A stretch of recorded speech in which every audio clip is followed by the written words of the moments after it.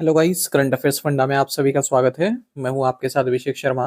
और आज की इस वीडियो सेशन में हम आरआरबी पीओ मेंस एग्जामिनेशन जो हुआ है आपका 28 तारीख को, इसी के बारे में हम चर्चा करने वाले हैं। जितने भी जनरल अवेयरनेस क्वेश्चंस हैं सब देखेंगे, लगभग 38-39 क्वेश्चंस हैं। और इन क्वेश्चंस को देखने के बाद मुझे भी अच्छा लग रहा है, क्योंकि हमने जो कराया है वो आया है। हमने क्या, जो सबने कराया है नॉर्मल करंट अफेयर्स थे, ऐसा नहीं कि हमने ही कुछ अलग से तीर मारा है, सबने कराए हैं क्वेश्चंस।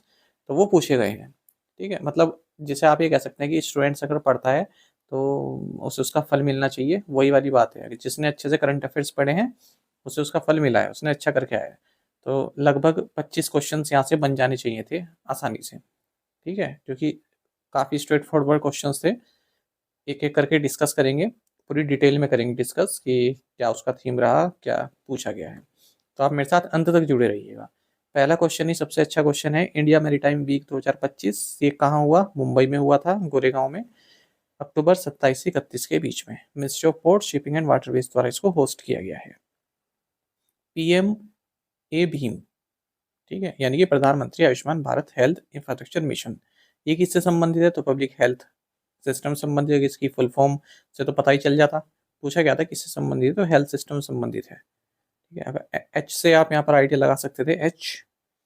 कंचनजंगा नेशनल पार्क, इसको गुड रेटिंग दी गई है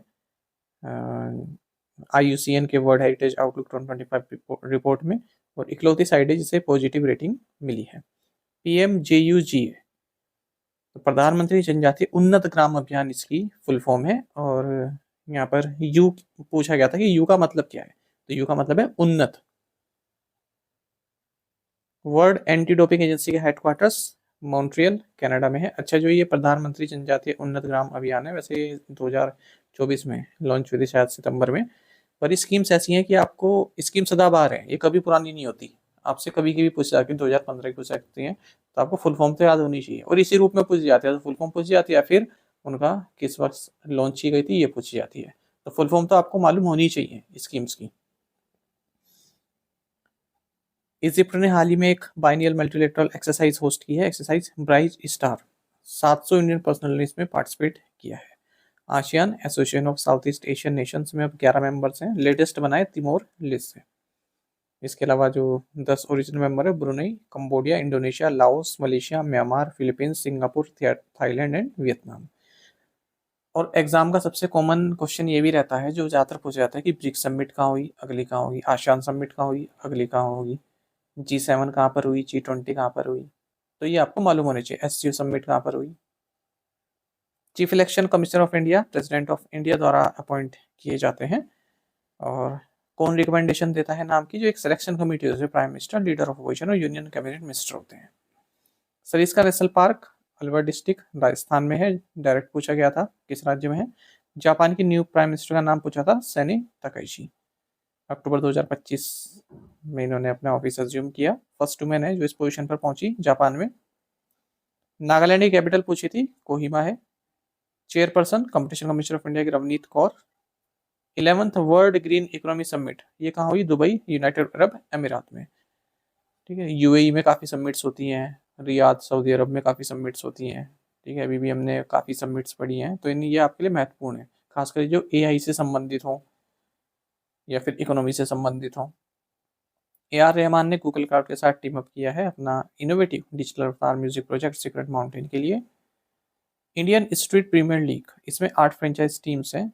इनके नाम देख सकते हैं। माजी मुंबई, ये पूछा गया था, 4 टीम्स थी 4-5। फिर पूछा गया था कि कितने कि कौन सी इसमें इंडियन स्ट्रीट प्रीमियर लीग की टीम है।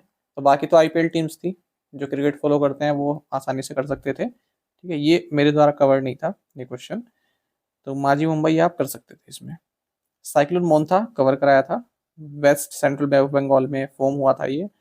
काकीनाडा आंध्र प्रदेश में लैंडफॉल किया इसने। इसको नाम दिया गया था थाईलैंड द्वारा। सेंट्रल बैंक ऑफ इंडिया का हेडक्वार्टर्स मुंबई महाराष्ट्र में है। इंडियन वेटलिफ्टर मीराबाई चानू ने सिल्वर मेडल जीता हाल में 48 kg डिवीजन में वर्ल्ड वेट लिफ्टिंग चैंपियंस 2025, जो कि फोर्ड है नॉर्वे में हुई है। टोटल इन्होंने 199 kg लिफ्ट किया था। फिर राष्ट्रीय विज्ञान पुरस्कार से संबंधित क्वेश्चन पूछा गया था। देखिए 13 ब्रॉड डोमेन्स में ये दिए जाते हैं। 4 कैटेगरीज होती हैं विज्ञान रत्न लाइफ टाइम के लिए, विज्ञान श्री डिस्टिंग्विश्ड वर्क के लिए, विज्ञान युवा जो यंग साइंटिस्ट है 45 साल से नीचे के, और विज्ञान टीम जो कि कोलैबोरेटिव एफर्ट्स के लिए दिया जाता है। तो इसमें लाइफ टाइम के लिए पूछा गया था कि कौन सा दिया जाता है, विज्ञान रत्न दिया जाता है। Government of India national critical mission mineral mission launch किया था 2025 में, और इस मिशन के जरिए जो जियोलॉजिकल सर्वे ऑफ इंडिया है इसको टास्क दिया गया है कि 1200 एक्सप्लोरेशन प्रोजेक्ट्स कंडक्ट करेगा 2024-25 से लेकर 2030-31 के बीच में। आदिवाणी ये फर्स्ट एआई पावर ट्रांसलेटर है ट्राइबल लैंग्वेजेस के लिए, 1 सितंबर 2025 को इसको लॉन्च किया गया मिनिस्ट्री ऑफ ट्राइबल अफेयर्स द्वारा, और 4 लैंग्वेजेस में ट्रांसलेट करता है जैसे गोंडी, बिली, मुंडरी और संतली। नेपाल का फ्लैग एक यूनिक फ्लैग है, वर्ल्ड का इकलौता ऐसा नेशनल फ्लैग है जो ना तो स्क्वायर है ना ही रेक्टेंगल है, तो तिकोने साइज में है, ये 2 तिकोने साइज में। फर्स्ट इंडियन जिन्होंने वीपो यानी कि world intellectual property organisation advisory body के अध्यक्ष जिन्हें चुना गया है वह justice Pratibha M Singh Delhi high court से। इंटरनेशनल वीमेंस डे ये 8 मार्च को मनाया जाता है। फिर पूछा गया कि लोकसभा में शेड्यूल्ड ट्राइब्स की सीट्स कितनी है, तो एक बैंकिंग एस्पिरेंट तो इसको स्किप ही कर सकता है ना, एसएससी वाले तो पढ़ते हैं इसको, एसएससी या पीसीएस वाले उनको पता होगा। तो 47 सीट्स रिजर्व हैं एसटीज के लिए लोकसभा में, हाउस ऑफ पीपल जिसे कहते हैं, भारत का जो लोअर हाउस है पार्लियामेंट का। फिर यूपीए संबंधी क्वेश्चन पूछा गया था किन कंट्रीज में है, शायद ऐसा था, ऑल ऑफ द अबव इसका आंसर था शायद, UAE, Singapore, France, Mauritius, Bhutan, Nepal, Sri Lanka, Qatar. Bidriware एक मेटल हैंडीक्राफ्ट है बिदार कर्नाटक से, जीआई टैग इसको मिला हुआ है। देखिए जीआई टैग लेटेस्ट नहीं पूछ रहे, पहले के पूछ रहे हैं, तो स्ट्रेटेजी का पार्ट है ये। आरटीआई एप्लीकेशन के लिए फीस 10 रुपये है, हालांकि जो बीपीएल वाले हैं उनके लिए कोई फीस नहीं है। Original constitution of India italic style में लिखा गया था इंग्लिश में, और हैंड रिटन था ये किसके द्वारा, जाने माने कैलीग्राफर प्रेम बिहारी नारायण रायजादा के द्वारा लिखा गया था ये।